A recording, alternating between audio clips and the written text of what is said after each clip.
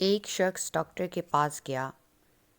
بہت انتظار کے بعد جب اس کی باری آئی تو اس نے ڈاکٹر صاحب کو اپنی بیماری کے بارے میں بتانا شروع کیا۔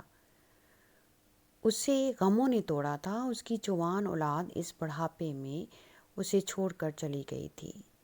ڈاکٹر صاحب نے اسے بتایا کہ یہاں پر جسمانی بیماریوں کا علاج تو کیا جاتا ہے لیکن روحانی بیماریوں کا نہیں۔ یہاں پر کوئی بھی انسان ایسا نہیں ہے جو آپ کے کندھے پر ہاتھ رکھے یا آپ کے آنسو صاف کرے۔ پرانے زمانے میں خانقاہیں ہوتی تھیں، سرائے بنائی جاتی تھیں، جہاں اگر کوئی بیمار انسان جاتا تو ظاہر طور پر ہے وہ اس کا علاج تو نہ کر پاتے تھے، لیکن خانقاہ کے سارے لوگ، چاہے وہ کھانا پکانے والے ہیں، سوغاتیں لے کر آنے والے ہیں یا مسافر ہیں، غریب ہیں، امیر ہیں، سب مل کر اس کی بات کو غور سے سنتے اور پھر ہاتھ اٹھا کر اپنے رب سے دعا کرتے، اور اس انسان کو یہ احساس ہوتا کہ وہ تنہا نہیں ہے اور اس طریقے سے اس کی بیماری دور ہو جاتی۔ یہ انسان کی جبلت میں ہے کہ وہ دوسرے انسان کے قریب آنا چاہتا ہے، اس سے بات کرنا چاہتا ہے، کیونکہ رب نے ہمیں بولنے کے لیے زبان دی ہے۔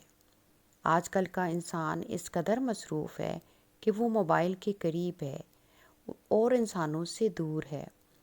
وہ لاکھوں میل بیٹھے ہوئے انسانوں کے بارے میں تو جانتا ہے، لیکن اپنے گھر کے اندر ہی دوسرے کمرے میں بیٹھے ہوئے شخص سے نہ واقف ہے۔ اسے پتہ ہی نہیں ہے کہ وہ شخص رو رہا ہے، پریشان ہے۔ یہی وجہ ہے کہ لوگوں کے نفسیاتی مسئلے بڑھ گئے ہیں۔ آپ اچھی طرح جانتے ہیں کہ آپ کا جسم بہت سے جینز سے بنا ہے، اور کبھی کبھی بہت سے لوگوں کی خوبیاں اور خامیاں آپ کے اندر آ جاتی ہیں، جیسے انسان کا غصہ کرنا، ضد کرنا۔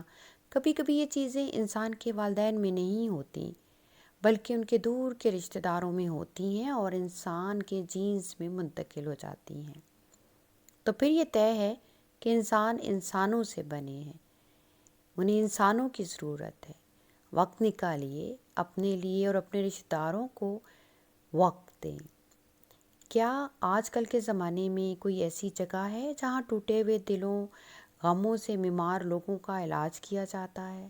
نہیں۔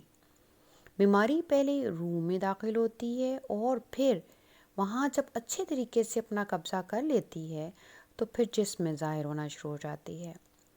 رشتوں میں محبتوں کے پنکچرز لگائیے، ان کے زخموں پر محبتوں کی آیوڈین لگائیے، تو بڑھتے ہوئے نفسیاتی مسئلے خود بخود ختم ہو جائیں گے۔